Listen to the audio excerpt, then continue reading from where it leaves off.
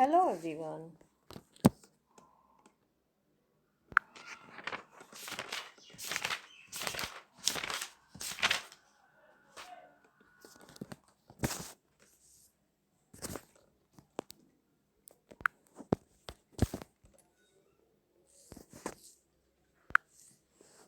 आज का हमारा एग्ज़ाम पेपर सेट है उत्तराखंड लोक सेवा आयोग असिस्टेंट प्रोफेसर परीक्षा 2017 समाजशास्त्र का क्वेश्चन पेपर हमारे सामने है। इसको देखते हैं आज। मानवतावादी व हेगेलियन आंदोलन का मार्क्सवादी संदर्भ में किसने विरोध किया? आंसर है अल्थुज़र। निम्नलिखित में से किस सिद्धांतवादी ने समसामयिक समाज को एक ऐसी मृतक संस्कृति बताया जिसकी मृत्यु सभी सामाजिक पृथकताओं और भेदभावों का उदाहरण है? आंसर है जे बॉडीलार्ड। नेक्स्ट, किसी भी वास्तविकता को समझने के लिए मूल पाठ महत्वपूर्ण है? आंसर है बी जैक दरिदा। जैक दरिदा ने वास्तविकता को समझने के लिए मूल पाठ को महत्वपूर्ण माना। नेक्स्ट है, उत्तर संरचनावाद के संदर्भ में किसने तर्क दिया कि जो मंच पर घटित होता है वह वास्तविक जीवन का प्रतिनिधित्व करता है? तो ये भी कहा जे डेरिडा ने।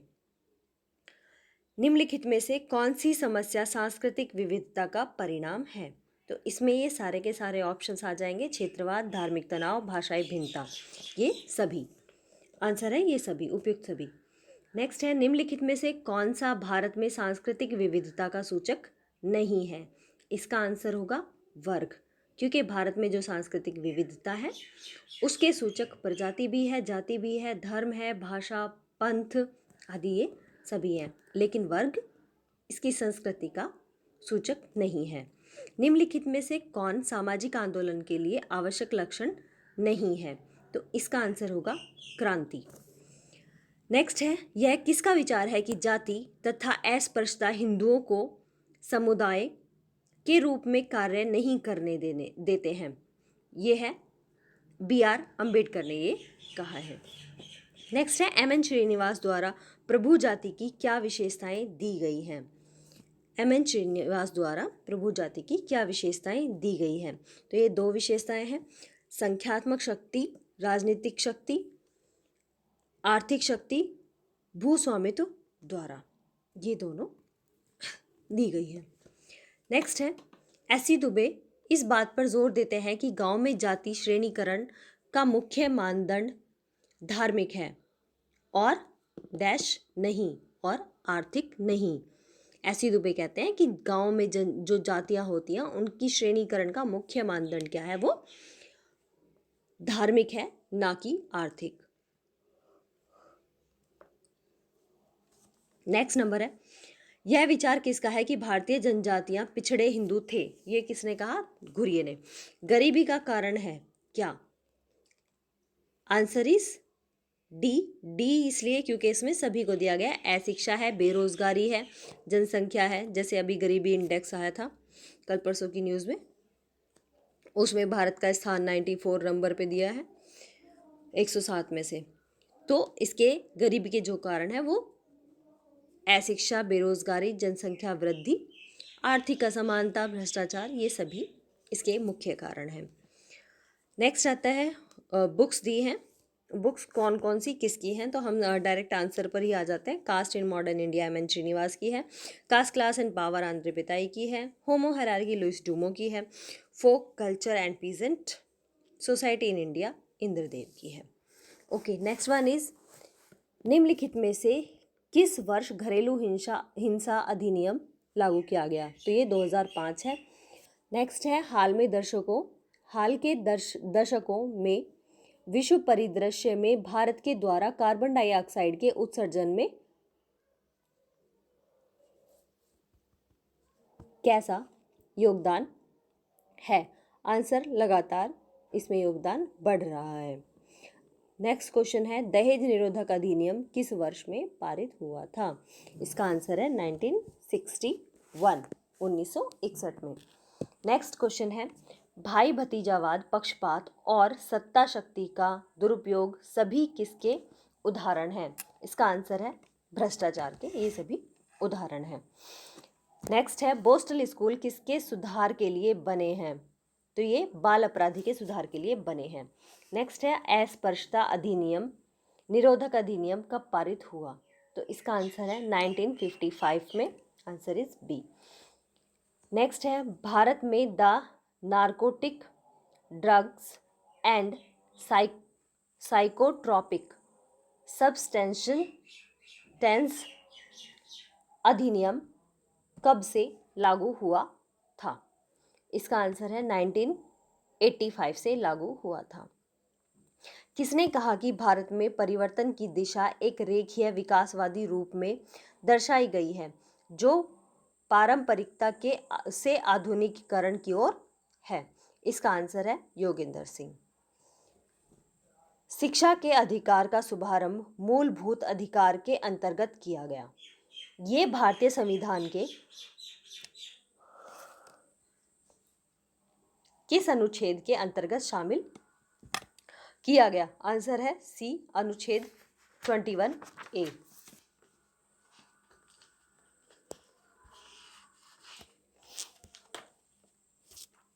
नेक्स्ट पेज पर चलते हैं।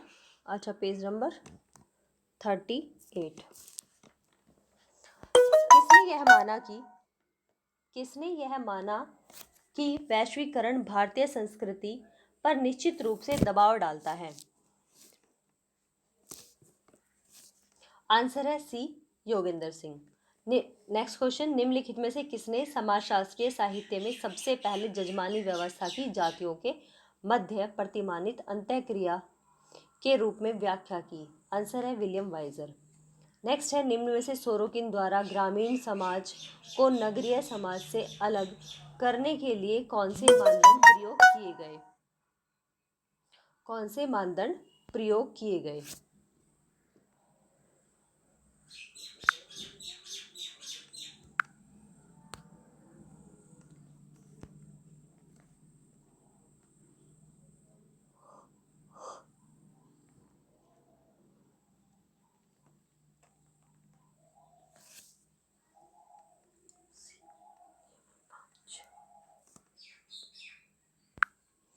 आंसर है केवल व्यावसायिक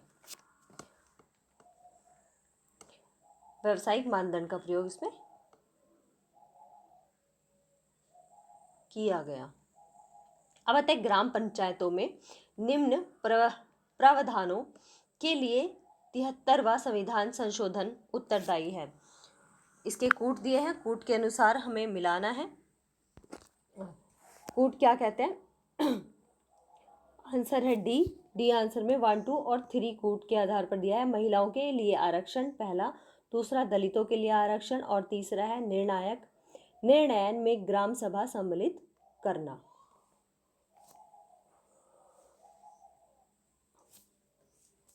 चाहे तो हम इन्हें व्याख्या सहित समझ सकते हैं। व्याख्या हर क्वेश्चन के नीचे दे रखी है, लेकिन उसमें हमारी वीडियो में बहुत ज़्यादा टाइम लग जाएगा कि अगर हम इन्हें व्याख्या सहित क्लियर करेंगे तो। हाँ, किसी क्वेश्चन की अगर व्याख्या अटकती है तो आप नीचे पढ़ सकते हैं। इसकी क्वालिटी सही करके 480 पे करो या 720 पे कर लो तो इसकी पिक्चर्स बिल्कुल क्लियर दिख जाएंगी और यहीं पर व्याख्या दे रखी है। फिर भी अगर मेंशन करना है तो नीचे उसमें भी दे सकते हैं, हम लोग कमेंट्स में भी क्लियर कर सकते हैं उसको। नेक्स्ट है श्रमिक मजदूर संघ क्या है? तो इसका आंसर है संगठित हित समूह है। भारत में श्रम कानून समाहित है किसमें? समवर्ती सूची में। औद्योगिक संबंध निम्नलिखित क्षेत्रों को आच्छादित करता है।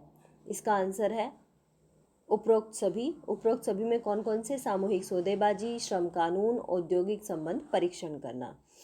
क्वेश्चन नंबर 30, सूची 1 को 2 से मिलाना है। हम सीधे आंसर पर जाते हैं। केंद्र परिधि जो है वो एजी फ्रैंक की है। विव्रत संवर्त समाज गुनार मिड्डल का है। केंद्र अर्ध परिधि समीर अमीन की है। न्यायसिता MK गांधी का है। सतत विकास पर आयोजित निम्नलिखित औपचारिक राजकीय अंतर्राष्ट्रीय सम्मेलनों को सही से लगाना है, क्रम के अकॉर्डिंग व्यवस्थित करना है। तो इसमें सबसे पहले आएगा 1 स्टॉकहोम सम्मेलन, फिर आएगा वैश्विक 2000 आयोग, फिर आएगा सेकंड नंबर विश्व संरक्षण कूटनीति और विश्व पर्यावरण आयोग सबसे लास्ट में आएगा। नेक्स्ट नंबर है, किसने कहा कि संपत्ति भौतिक समाजों में नहीं होती अपितु विकास के साथ होती है तथा संपत्ति हमेशा निजी होती है? ये कहा है मॉर्गन ने। नेक्स्ट पेज पर चलते हैं हम, page number 39। Question number 33, basic demographic technique and application नामक पुस्तक किसने लिखी? आंसर आएगा श्रीनिवासन। नंबर 34, भारत की जनसंख्या 2011 के अनुसार सबसे अधिक जनसंख्या घनत्व वाला राज्य कौन सा है? आंसर है पश्चिम बंगाल। नीचे दिए गए अब कथन के आधार पर कथन और कारण दिए हैं, इनमें से कौन सा सही है, कौन सा गलत है? सभी समूह सामाजिक नेटवर्क हैं। सभी समूह सामाजिक नेटवर्क हैं, ये सही है। सभी नेटवर्क सामाजिक समूह नहीं हैं, ऐसा कैसे हो सकता है? तो ये गलत है। सभी नेटवर्क सामाजिक समूह हैं, ऐसा होगा। नेक्स्ट चलते हैं, जनसंख्या विस्फोट से तात्पर्य है। जनसंख्या विस्फोट से तात्पर्य है जन्म तथा मृत्यु दर में अभूतपूर्व परिवर्तन का होना। नेक्स्ट है 37, भारत की जनसंख्या 2011 के अनुसार महिला कार्य सहभागिता दर कितनी थी? तो ये है 25.4। कथन और कारण का दूसरा क्वेश्चन, वैलेस्टीन के अनुसार कोर देश प्रमुख पूंजीवादी देश है। वैलेस्टीन के अनुसार कोर देश प्रमुख पूंजीवादी देश है, ये सही है, क्योंकि वे सस्ते श्रम और कच्चे माल के लिए परिधीय देशों का शोषण करके विकसित हुए हैं। तो ये भी कहीं ना कहीं सही है। अब क्या है, जेंडर सामाजिक विश्लेषण में परीक्षण के लिए अति आवश्यक है। जेंडर समाजशास्त्रीय विश्लेषण में परीक्षण के लिए अति आवश्यक है। तो इसका आंसर है डी। क्यों? क्योंकि उपयुक्त सभी में कौन है? जेंडर विभाजन इसके लिए अति आवश्यक है। जेंडर विपरीक्षीकरण और नंबर सी जेंडर अनुपालन, ये सभी इसके लिए आवश्यक हैं। अब फिर से आता है कथन और कारण। इसमें सकल घरेलू उत्पाद जीडीपी केवल वृद्धि का संकेत देता है, लेकिन यह विभिन्न स्तरों पर इसके वितरण का प्रतिरूप नहीं है। तो ये सही है। नेक्स्ट क्या आएगा? सकल घरेलू अभिकथन, उच्च दर पर सकल घरेलू उत्पाद जीडीपी की वृद्धि सामाजिक विकास के लिए एक सही संकेत नहीं है। तो ये बात भी सही है, और इसका जो कारण अभी हमने पढ़ा था, सकल घरेलू उत्पाद जीडीपी केवल वृद्धि का संकेत देता है, लेकिन यह विभिन्न स्तरों पर इसके विवरण का प्रतिरूप नहीं है। ये दोनों सही हैं, लेकिन जो इसका रीज़न है ये इसका सही से इसकी व्याख्या नहीं करता है। दोनों सही तो हैं, लेकिन व्याख्या इसकी सही नहीं है। नेक्स्ट आता है जेंडर विभेद का मुख्य कारण क्या है? जेंडर विभेद का मुख्य कारण पितृसत्तात्मक समाज है। भारत में जेंडर एवं विकास से संबंधित दृष्टिकोणों के सही क्रम को चयनित कीजिए। इसमें आएगा इसका आंसर कल्याण के बाद विकास, और विकास के बाद सशक्तिकरण। नेक्स्ट पेज है पेज नंबर 40। क्वेश्चन नंबर 43, संयुक्त राष्ट्र संघ ने किस वर्ष को अंतर्राष्ट्रीय महिला दिवस घोषित किया? आंसर है 1975। भारत में समाजशास्त्र का औपचारिक विकास किस वर्ष से माना जाता है? तो ये 1919 से। भारत में समाजशास्त्र का औपचारिक विकास किस वर्ष से माना जाता है? तो ये 1919 से माना जाता है, क्योंकि सन 1914 में समाजशास्त्र को लाया गया बम्बई विश्वविद्यालय में पैट्रिक गेडिस के द्वारा, लेकिन उस टाइम वहाँ पर उसको केवल ग्रेजुएशन के तौर पर लाया गया था 1914 में। लेकिन जो इसके स्नातक परास्नातक स्तर पर जो इसकी स्थापना हुई, एक औपचारिकता उसको वहाँ पर परास्नातक स्तर पर मिली और एमए के लिए उसको खोला गया, तो वो 1919 में इसको यहाँ पर औपचारिक तौर पर स्थापित किया गया। किसने कहा समाजशास्त्री आधुनिक समाज के पुजारी हैं? तो ये अगस्त कॉम्ट का कथन है। नेक्स्ट है 46, समाजशास्त्र सामाजिक संबंधों के स्वरूपों का अध्ययन करता है। इसका आंसर है जी सिमेल। टॉनिस के अनुसार पड़ोस एक है क्या? समुदाय। निम्नलिखित में से कौन सा सामाजिक संस्था का उचित उदाहरण नहीं है? तो ये है, इसका आंसर होगा बाजार। The social structure of values, the social structure of values, Radha Kamal Mukherjee. निम्नलिखित में से राज्य किसका उदाहरण है? तो इसका आंसर है समुदाय का।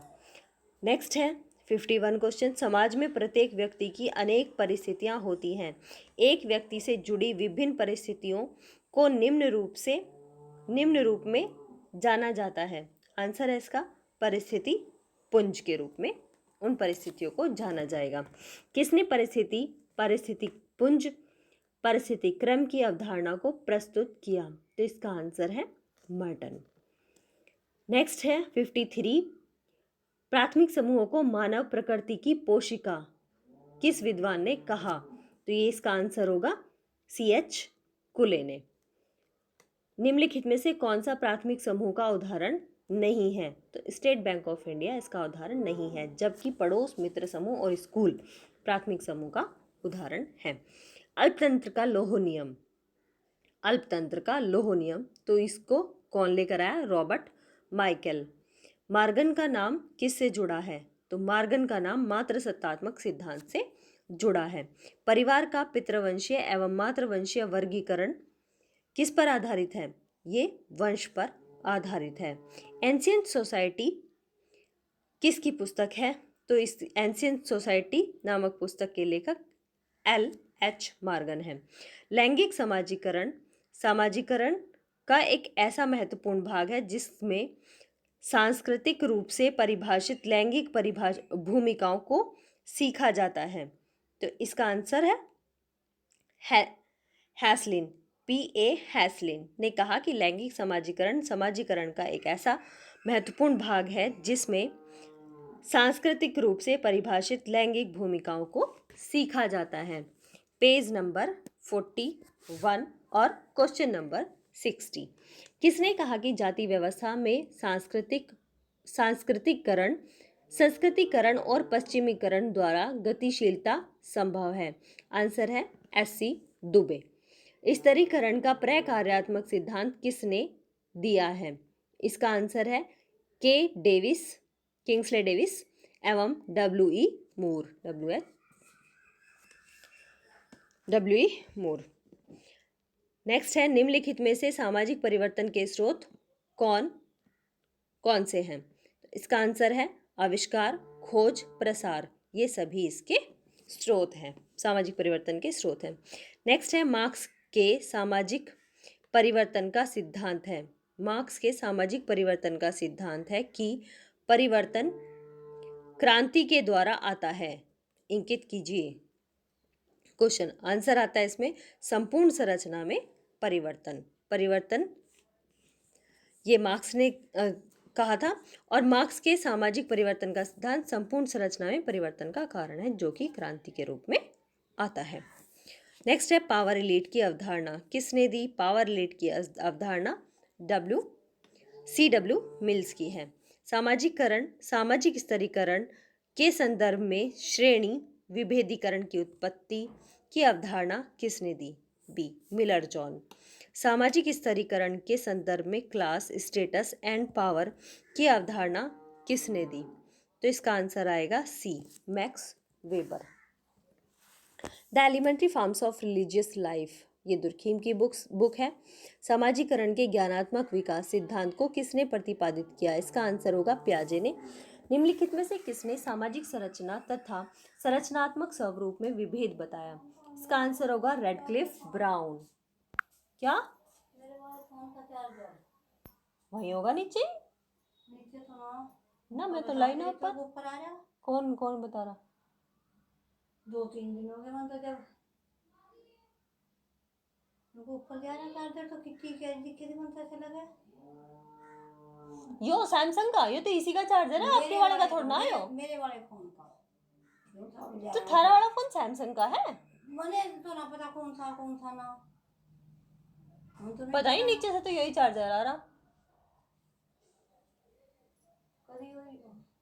ये वाला ले जाओ आप, इसे देखिए 100% हो गया। वो तो काला सा ही है उसका तो। अरे तुम यो ले जाओ फिलहाल, मैं नीचे से वही लेकर सफेद सा लग रहा है वो होके तो उससे बहुत जल्दी हो जाओ उसके वाले थे ही, और इनसे वो होके नहीं बहुत बार लगा दे। कल भी करे तो तुम एक बार देख लो फिलहाल में से देख के मेरी वीडियो कंप्लीट हो जाओगी जब बात करेंगे। कहाँ रुकवा दी मैं तो नहीं ना पता कौन से क्वेश्चन पे थी। निम्नलिखित में से किसने ये पढ़ लिया? शायद मैंने आंसर बताया नहीं, बता पता नहीं। नेक्स्ट है निम्नलिखित में से किसने संरचना को सामाजिक विश्व का मॉडल समझा और उसे संरचनावादियों की वास्तविकता नहीं समझा है? तो इसका आंसर है लेवी स्ट्रास। 71 है नेक्स्ट क्वेश्चन। नाडेल की सामाजिक संरचना की, तो सामाजिक संरचना जो नाडेल ने भी दी है, सामाजिक संरचना की अवधारणा के 3 मानदंड बताए हैं। कौन कौन से? सामाजिक घटना की पुनरावृत्ति, सामाजिक घटना की वांछनीयता तथा नेक्स्ट है सी चलायमान संतुलन। नेक्स्ट है 72 निम्न वाक्यों का उसके लेखक विचारकों के साथ मिलान करो। अब इसमें हम डायरेक्ट उत्तर को लेंगे, आंसर को लेंगे। आंसर है सही मिलान में सामाजिक संरचना लेवी स्ट्रास वास्तविकता के पीछे का एक मॉडल है। नेक्स्ट है सामाजिक संरचना अपने आप में वास्तविकता है, ये नाडेल का है। एक सामाजिक व्यवस्था सामाजिक क्रिया की व्यवस्था है, ये टालकॉट पार्सन्स का है। प्रकार्य आंशिक गतिविधि का वह योगदान है जो वह संपूर्ण गतिविधि को देता है, ये रेडक्लिफ ब्राउन का है।